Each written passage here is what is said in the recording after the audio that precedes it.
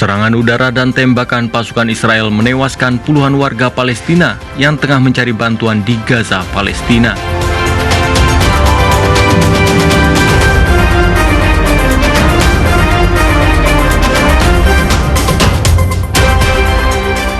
Korps Garda Revolusi Iran menembakkan lebih banyak roket ke kota-kota di wilayah Israel, mengakibatkan kerusakan parah.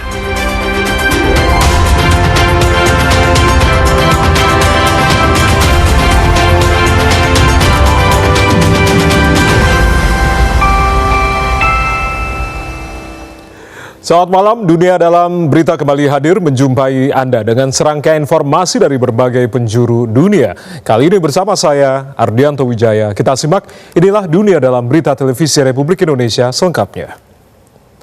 Kita awali dengan menit utama terkait dengan serangan Israel terhadap warga Palestina yang mencari bantuan di Gaza, serangan rudal Iran ke Israel, dan badai petir dahsyat di Amerika Serikat.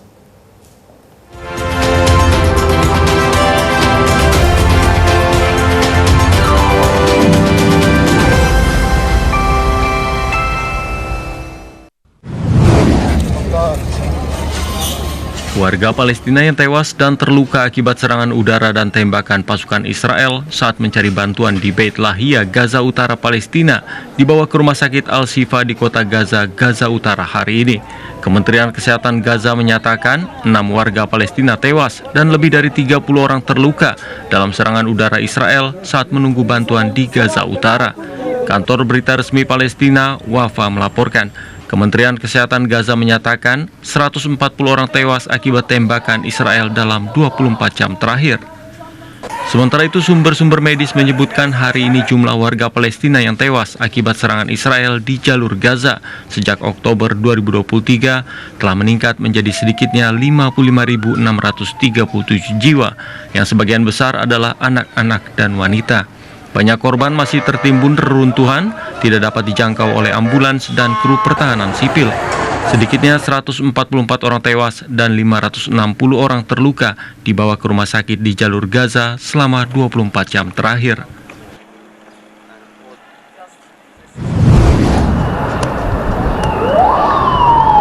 Rudal yang ditembakkan Iran ke Israel terlihat dari wilayah pendudukan tepi barat Palestina pada Rabu dini hari saat pertempuran berkecamuk. Militer Israel mengatakan 2 rentetan rudal Iran diluncurkan ke Israel dalam 2 jam pertama Rabu pagi. Ledakan juga terdengar di atas Tel Aviv, Israel akibat serangan udara dari Iran. Panglima Angkatan Darat Iran, Abdurrahim Musavi, memperingatkan Israel bahwa operasi hukuman akan segera dilaksanakan. Peringatan dikeluarkan kepada penduduk wilayah pendudukan, terutama Tel Aviv dan Haifa, untuk meninggalkan wilayah tersebut demi keselamatan mereka sendiri dan tidak menjadi korban tindakan biadab Perdana Menteri Israel Benjamin Netanyahu. Sumber Kementerian Kesehatan Iran hari ini melaporkan serangan udara Israel yang gencar telah menewaskan 585 orang dan melukai 1.326 lainnya di seluruh Iran. Departemen Darurat Israel melaporkan pada hari yang sama bahwa serangan Iran telah mengakibatkan 24 kematian dan lebih dari 1.300 orang cedera di Israel. Konflik udara antara kedua negara meningkat setelah serangan udara mendadak Israel terhadap Iran pada 13 Juni. Kepala Organisasi Energi Atom Iran AEOI Muhammad Eslami mengkritik Direktur Badan Atom Internasional IAEA Rafael Grossi hari ini dengan mengatakan bahwa ia telah memainkan peran yang merusak dalam eskalasi permusuhan antara Iran dan Israel. Jaringan media pemerintah Iran, IRIB, menayangkan rekaman gambar dari Isfahan yang menunjukkan reruntuhan drone atau pesawat tak berawak dengan stiker berbahasa Ibrani di sisinya. Jurnalis tersebut mengidentifikasinya sebagai drone Hermes Israel yang ditembak jatuh oleh sistem pertahanan udara Iran pada Rabu dini hari.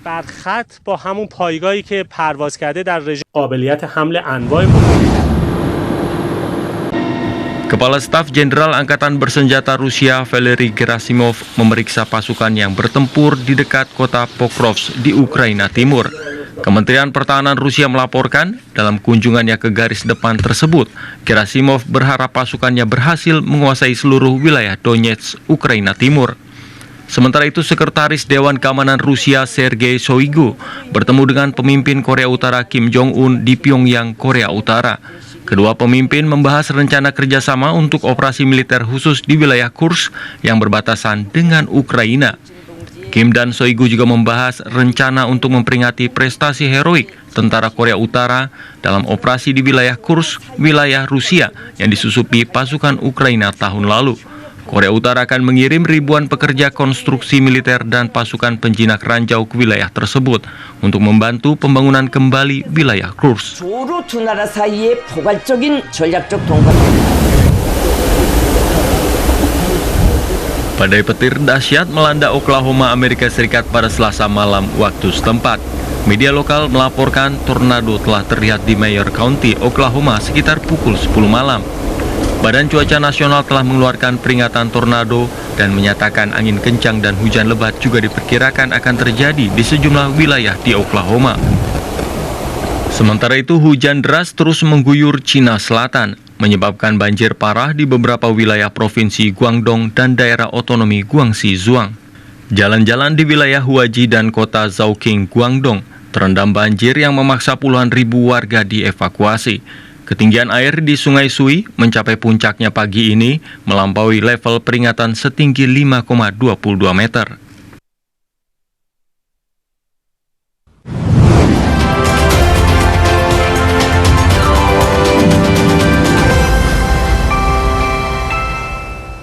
Informasi lainnya masih akan kami hadirkan usai jeda berikut ini. Di antaranya, ledakan terlihat di langit Tel Aviv, Israel pada Rabu pagi saat perang udara Israel dan Iran berkecamuk. Selengkapnya usai jeda.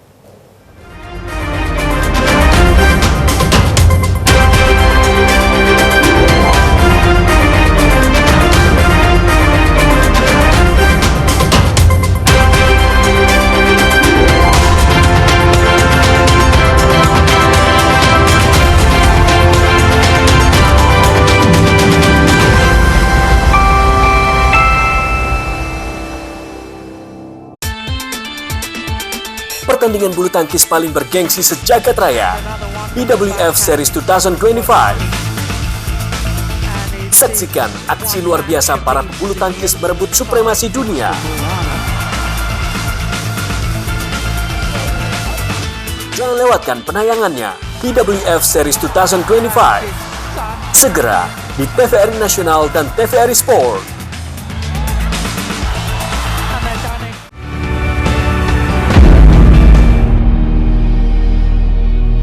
Sosok-sosok inspiratif yang memberikan manfaat bagi masyarakat, serta mengangkat realita kehidupan yang terjadi dari berbagai penjuru tanah air. Kalian melihat hijau di mana-mana, krisis air itu nyata. Hal yang berkaitan dengan upaya reforestasi selalu kita gambarkan di mana-mana. Inspirasi Indonesia, setiap hari pukul 14.30 waktu Indonesia Barat. Fokus membangun di kampung saya. Musik Nusantara yang hadir menemani Anda, irama khasnya tetap abadi hingga kini.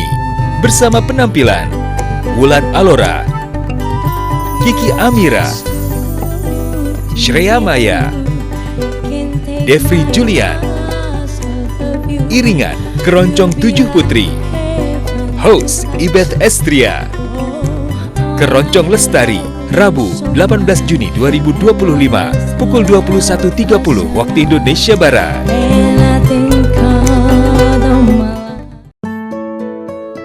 Kisah keseharian Dr. Dedi dan keluarga akan kembali hadir menemani.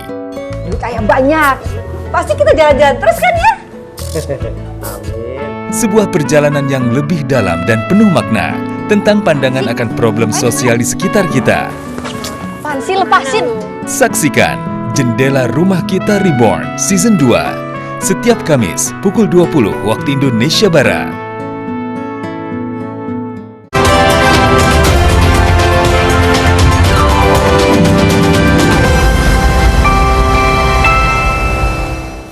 Terima kasih Anda masih bersama kami Dunia Dalam Berita, bersama saya Ardianto Wijaya.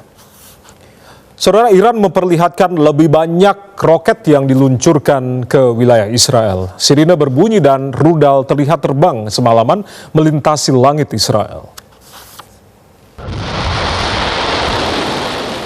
Kantor berita Iran WANA merilis video hari ini yang menunjukkan lebih banyak rudal ditembakkan ke wilayah Israel. Video menunjukkan rudal lepas landas dari lokasi yang dirahasiakan dan terbang di udara. Kantor berita Iran WANA melaporkan rudal-rudal itu ditembak oleh Korps Garda Revolusi Iran ke berbagai kota di Israel. Pada Selasa, baik media pemerintah Iran maupun militer Israel menyatakan rudal telah diluncurkan ke Israel. Sementara itu, ledakan terlihat di langit Tel Aviv pada Rabu pagi saat perang udara Israel dan Iran berkecamuk. Israel menyatakan Iran menembakkan lebih banyak rudal pada Selasa malam dan Rabu dini hari.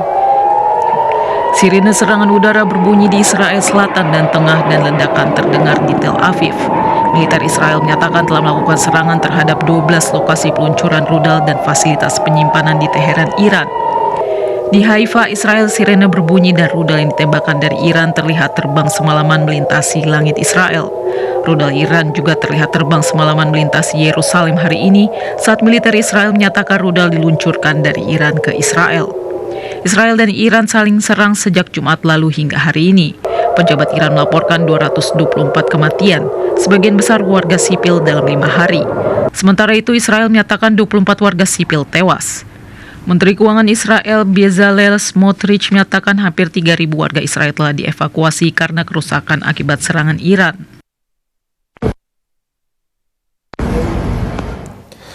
Saudara, Presiden Amerika Serikat Donald Trump menyeru agar Iran menyerah tanpa syarat. Sementara itu, pemimpin tertinggi Iran, Ayatullah Ali Khamenei, menegaskan bahwasanya Iran tidak akan menunjukkan belas kasihan kepada Israel saat perang udara berkecamuk. Presiden Amerika Serikat Donald Trump menuntut penyerahan tanpa syarat Iran di tengah semakin banyaknya bukti yang menunjukkan pertimbangan Amerika Serikat untuk bergabung dalam serangan Israel terhadap Iran. Trump juga mengunggah di situs media sosialnya pada Selasa yang mengklaim bahwa pihaknya sekarang memiliki kendali penuh dan total atas langit di atas Iran. Trump memperingatkan bahwa kesabaran pihaknya mulai menipis. Sistem Airnav, situs web pelacakan penerbangan, menyebutkan bahwa Amerika Serikat telah mengirim sekitar 30 pesawat pengisian bahan bakar ke Eropa pada Minggu. Selain tanker pengisian bahan bakar, militer Amerika Serikat mengerahkan jet tempur F-16, F-22, dan F-35 serta memindahkan kapal induk Nimitz ke Timur Tengah. Amerika Serikat juga telah menarik pasukan dari 2 pangkalan militer lainnya di Suriah, Timur Laut. Departemen Luar Negeri Amerika Serikat menyatakan kedutaan besar Amerika Serikat di Israel, Yerusalem ditutup mulai Rabu 18 Juni hingga Jumat 20 Juni karena situasi keamanan di wilayah tersebut dan untuk mematuhi arahan Israel. Duta Besar Amerika Serikat untuk Israel Mike Huckabee pada Senin 16 Juni melaporkan kerusakan kecil pada kantor cabang kedubes di Tel Aviv akibat serangan rudal Iran di dekatnya. Sementara itu, pemimpin tertinggi Iran Ayatullah Ali Khamenei menegaskan hari ini bahwa Iran tidak akan menunjukkan belas kasihan kepada Israel saat perang udara antara kedua musuh bebuyutan itu masuki hari ke-6. Khamenei dalam unggahan di media sosial menyatakan Iran harus memberikan tanggapan kuat kepada rezim Zionis teroris. Iran tidak akan menunjukkan belas kasihan kepada Zionis. Sementara itu, saham-saham Amerika Serikat melemah akibat meningkatnya ketegangan geopolitik dan data penjualan retail yang mengecewakan sehingga menekan sentimen pasar. Sementara itu, harga minyak berjangka mengalami kenaikan tajam akibat konflik Israel-Iran yang memicu volatilitas pasar. Saham-saham Amerika Serikat ditutup melemah pada Selasa 17 Juni akibat meningkatnya ketegangan geopolitik dan data penjualan retail yang mengecewakan sehingga menekan sentimen pasar.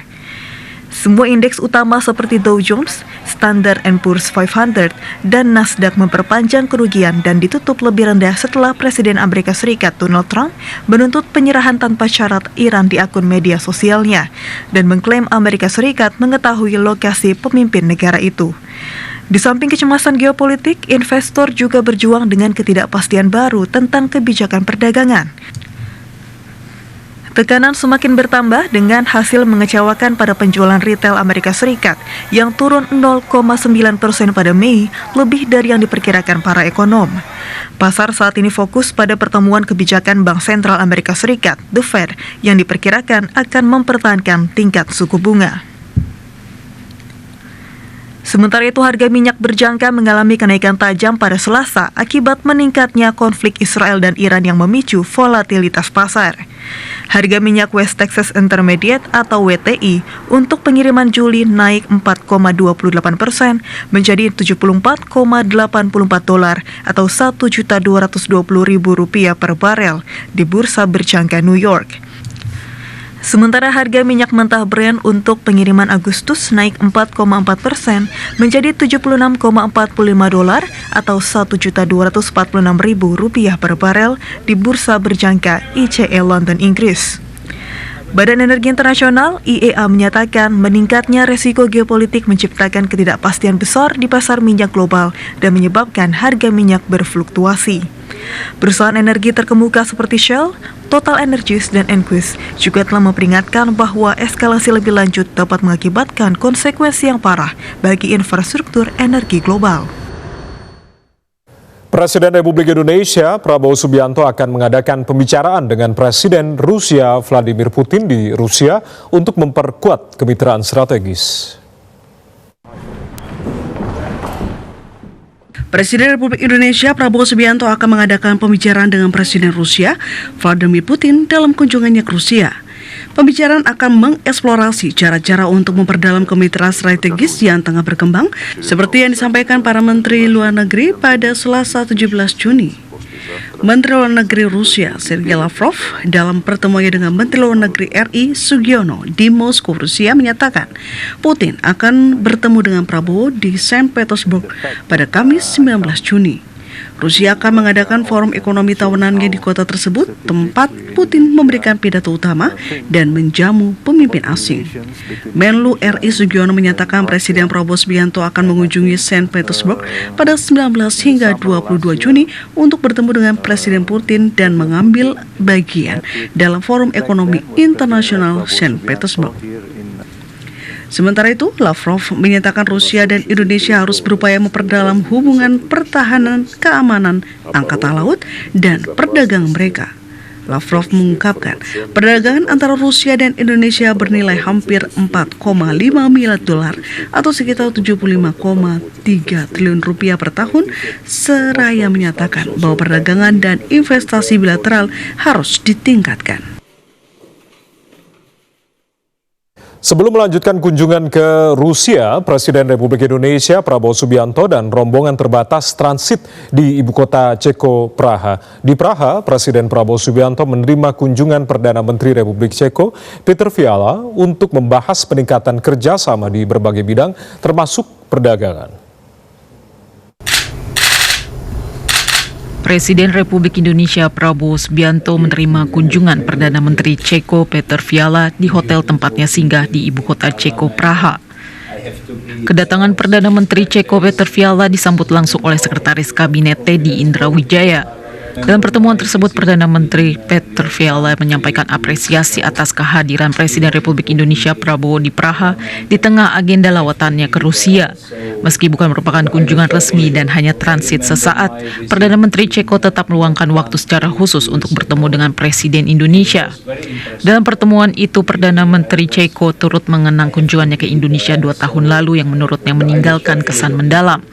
Presiden Republik Indonesia Prabowo pun menyambut baik pernyataan Perdana Menteri Fiala dan menyampaikan harapan agar hubungan Indonesia-Ceko semakin erat di masa mendatang. Pertemuan Presiden Republik Indonesia Prabowo Subianto dan Perdana Menteri Ceko Petr Fiala juga menjadi momen strategis untuk meningkatkan peluang kemitraan kedua negara di masa mendatang. Sementara itu, Perdana Menteri Ceko Petr Fiala dalam akun sosial media X-nya menyatakan dalam pertemuan dengan Presiden Republik Indonesia Prabowo Subianto disepakati peningkatan kerjasama antara kedua negara, diantaranya di bidang investasi dan perdagangan. Informasi olahraga akan kami hadirkan usai jeda berikut ini, diantaranya finalis Liga Champions Eropa Inter Milan ditahan imbang oleh klub Meksiko Monterrey di kejuaraan Piala Dunia antar klub.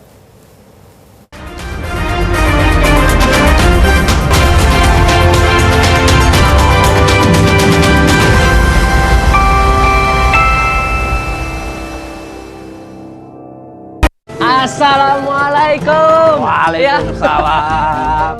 Kisah keseharian Ali, seorang pengurus masjid yang sederhana, cerdas, dan kocak. ia dihadapkan pada beragam cerita yang terjadi di lingkungan sekitar masjid. Mau kemana kamu? Ada urusan ya? Urusan musola. Bagaimana keseruan kisah Ali dan para warga? Marbot Ali, setiap Jumat, pukul 20 waktu Indonesia Barat.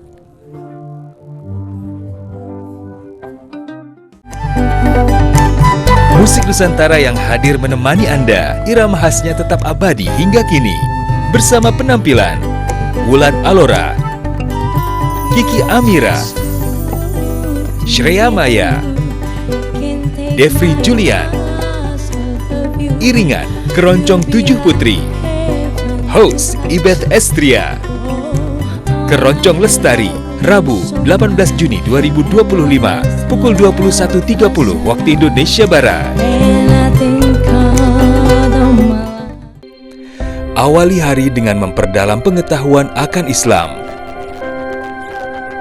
Kami hadirkan program religi penyejuk hati yang syarat akan makna. Ibunda daripada Anas bin Malik adalah orang fakir. Fungsikan nikmat Allah itu untuk jalan yang Allah ridho. Serambi Islami, setiap hari, pukul 4.30 waktu Indonesia Barat. Setiap 60 detik, ada perempuan dan anak yang mengalami kekerasan. Jika dibiarkan, akan merusak masa depan mereka. Laporkan jika terjadi di sekitar Anda. Negara menjamin melalui Undang-Undang Penghapusan Kekerasan dalam Rumah Tangga dan Undang-Undang Perlindungan Anak. Akhiri kekerasan terhadap perempuan dan anak.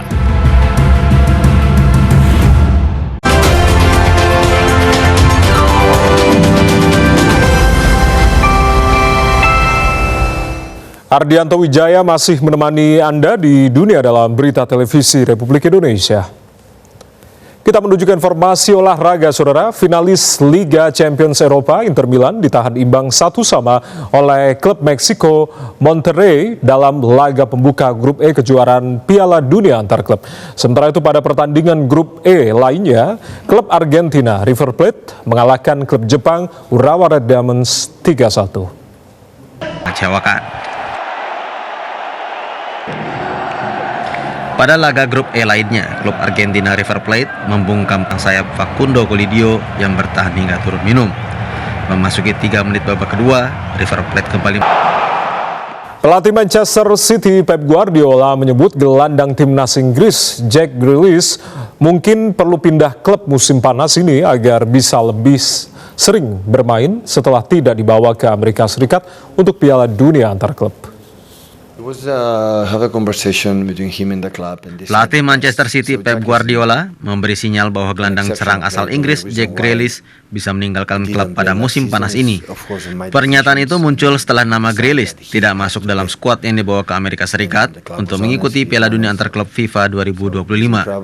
Grealish, gelandang serang berusia 29 tahun, didatangkan dari Aston Villa dengan nilai transfer 100 juta pound atau sekitar 1,8 triliun rupiah pada 2021. Grealish hanya tampil 7 kali sebagai starter di Liga Premier musim lalu dan kerap berada di pangku cadangan. Guardiola mengatakan bahwa keputusan tidak membawanya telah dibicarakan bersama klub dan sang pemain. Ia menyebut Grealish sebagai pemain luar biasa, namun mengakui bahwa dalam 2 musim terakhir durasi bermainnya sangat terbatas. Guardiola menilai Grealish perlu kembali merasakan semangat bermain dan menemukan kembali performa terbaiknya seperti saat membawa City meraih 3 gelar utama pada musim 2022-2023. Meski belum ada keputusan final, Guardiola membuka kemungkinan Grealish mencari klub baru demi mendapatkan waktu bermain yang lebih konsisten. Untuk sementara, Grealish tetap berstatus pemain Manchester City, namun masa depannya akan diputuskan setelah turnamen berakhir. Kita beralih ke informasi menarik lainnya, saudara. Mumi perempuan berusia 1000 tahun ditemukan pekerja saat pemasangan pipa gas berlangsung di distrik Puente Piedra di Provinsi Lima, Peru. Mumi itu dikuburkan bersama dengan sejumlah benda peninggalan. Salah satu penemuan mengejutkan terjadi di Peru ketika pemasangan pipa gas berlangsung di distrik Puente Piedra, Provinsi Lima, Peru. Para pekerja menemukan situs pemakaman kuno yang diduga berasal dari kebudayaan Chanchay, peradaban yang berkembang di pesisir tengah Peru antara tahun 1000 hingga 1470 Masehi. Arkeolog dari perusahaan gas Kalida, Yesus Bahamonde mengungkapkan, mumi tersebut adalah seorang perempuan muda berusia sekitar 20 hingga 25 tahun yang dikuburkan bersama sejumlah benda peninggalan. Dalam situs tersebut ditemukan tengkorak dengan rambut masih utuh serta perlengkapan pemakaman seperti kendi, piring, mangkuk, dan botol. Beberapa wadah masih menyimpan sisa-sisa makanan laut seperti kepiting yang menunjukkan keterkaitan erat antara mumi dengan laut, baik dalam aspek budaya maupun pola makan. Mumi ditemukan dalam posisi menghadap ke barat arah laut yang diyakini memiliki makna spiritual bagi masyarakat Chanchay. Pekerjaan pipa gas segera dihentikan sementara untuk memberi waktu bagi para arkeolog memperluas penggalian dan menyelamatkan artefak bersejarah. Penemuan ini menambah daftar panjang peninggalan arkeologi yang menunjukkan kekayaan sejarah peradaban kuno di wilayah pesisir Peru. Di bagian akhir kita akan hadirkan informasi perakiraan cuaca kota-kota besar mancanegara yang berlaku mulai esok hari.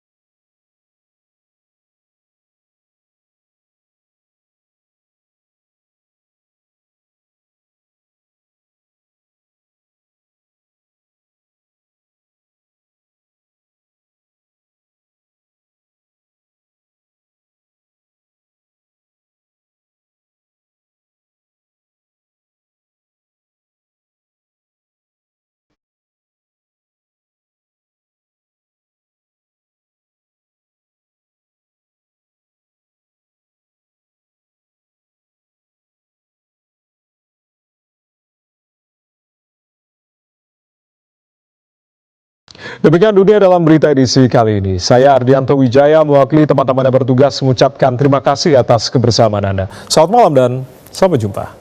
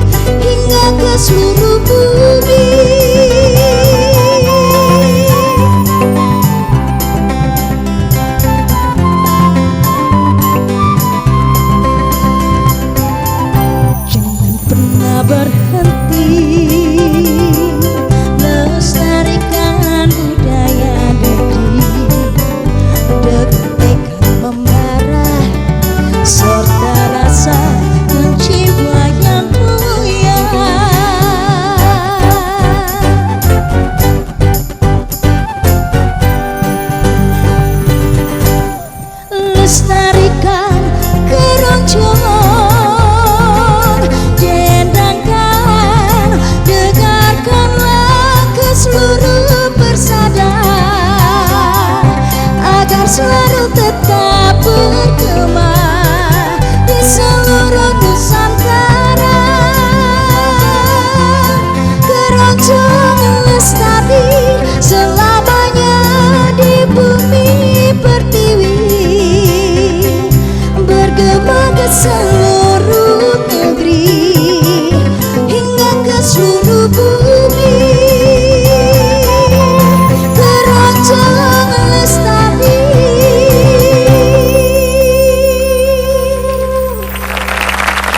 Terima kasih. Halo pemirsa setia TVRI dan juga pencinta musik keroncong tanah air dimanapun Anda berada. Keroncong Lestari kembali hadir bersama saya Ibet Estria dan tentunya Keroncong Lestari selalu di hati. Kita tepuk tangan sekali lagi dong. Dan tentunya acara yang sangat istimewa ini hadir dengan para bintang tamu kita yang luar biasa. Ada siapa saja? Langsung saja kita sambut. Ada Srea Maya. Juga ada si cantik Wulan Alora. Yang paling ganteng malam hari ini ada Devri Julian. Dan juga tentunya ada Kiki Amira. Dan para penyanyi kita ini tentunya akan diiringi oleh Keroncong 7 Putri.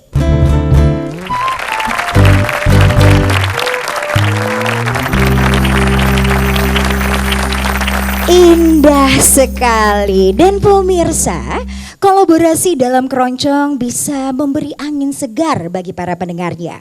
Keroncong itu dipadukan dengan genre musik-musik lainnya dan menciptakan nuansa baru namun tetap mempertahankan elemen tradisionalnya. Dan kolaborasi keroncong ini bukan hanya memperkaya ekspresi seni ya,